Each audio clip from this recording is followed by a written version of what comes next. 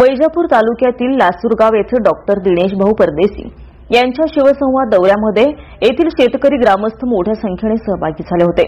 यावेळी शिवना नदीवर असलेल्या बंधाऱ्याच्या शेतकऱ्यांनी अनेक समस्या मांडल्या। या ठिकाणी शेतकऱ्यांनी आमदाराचेच भाऊ ठेकेदार आहेत आणि त्यांचे नाव संजू भाऊ बोरणारे आहे असं शेतकऱ्यांनी भरसभेत चर्चा करून आपल्या समस्या मांडल्या। यावेळी दिनेश भाऊ परदेशी यांनी सर्वांना आवाहन केलंय की मला एक सेवक म्हणून एक संधी द्या की सर्वांचे मनापासून काम करेल असं आश्वासन दिलंय। या ठिकाणी नवरात्रीच्या शुभप्रसंगी शिवसेना उद्धव बाळासाहेब ठाकरे गटाच्या वतीने शिवसंवाद दौऱ्याचे आयोजन करण्यात आले होते। डॉक्टर दिनेश भाऊ परदेशी यांनी या ठिकाणी सर्वप्रथम महामानव डॉक्टर बाबासाहेब आंबेडकर यांच्या स्मारकास व साहित्यरत्न लोकशाहीर अण्णाभाऊ साठे व छत्रपती शिवाजी महाराज यांच्या स्मारकास पुष्पहार घालून देवी दाक्षायणी मातेचं दर्शन घेतलं। दौऱ्याचा लासूरगाव येथून शुभारंभ केला। यावेळी या सभेमध्ये शिवना नदीवरील कोल्हापुरी बंधाऱ्याला दरवाजे नसल्याचे येथील पंचक्रोशीतील शेतकऱ्यांनी वृत्तवाहिनीकडे समस्या मांडली। बंधाऱ्याला एकूण 300 दरवाजे असून या बंधाऱ्याला 40 दरवाजे दिल्याने हे दरवाजे अपुरे पडले असून येथील शेतकऱ्यांचे कधीही भरून निघणारे नुकसान होईल आणि नदीला जे येणारे पाणी ते निघून जाईल। यामुळे येथील शेतकरी मोठ्या अडचणीत सापडला असून आमदाराचाच भाऊ ठेकेदार असल्यामुळे या कामाकडे आमदार दुर्लक्ष करत आहेत असं दिसून आलंय। ब्युरो रिपोर्ट संपादक प्रकाश सातपुते, गंगापूर, वैजापूर। आता आपल्या 2022ला आपल्या तालुक्यात काय काय झालं हे उहापोह सगळ्यांनी केलेला आहे। म्हणजे कसं झालं काय झालं।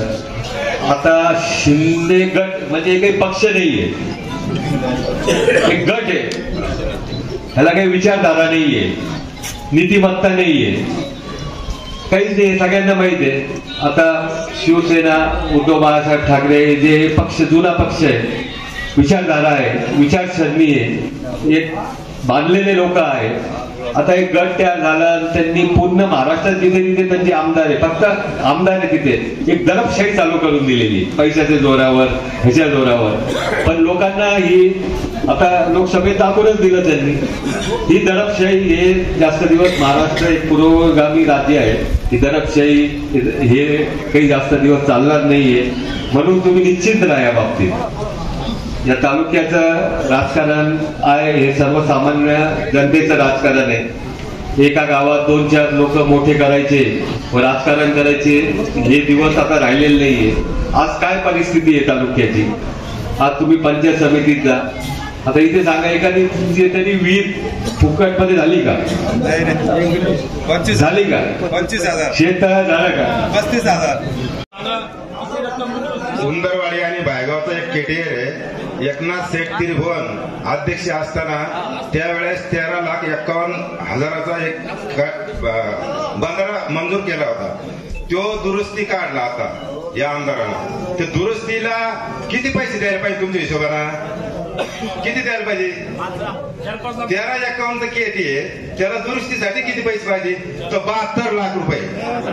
72 लाख दुरुस्तीसाठी किती? फक्त 10 फूट भिंत बांधली आणि जुने गेट नेले त्यांना, त्याला डांबर मारलं, फक्त रब्बन नवे टाकले आणि आता पाणी ते खालून निघतं आणि दुरुस्ती झाली म्हणते।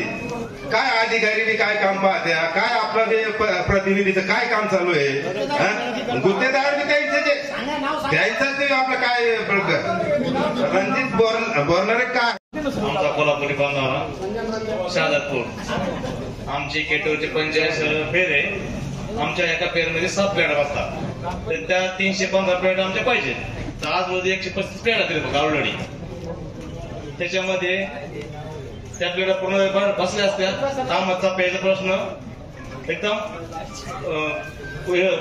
सुकला असता। आमच्या त्या टँकर आता 1 महिना 2 महिन्यापूर्वी टँकर बंद झाले आमच्या इथं।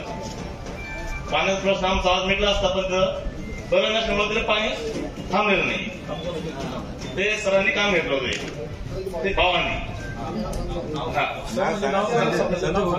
संजय भाऊ बोरणारे।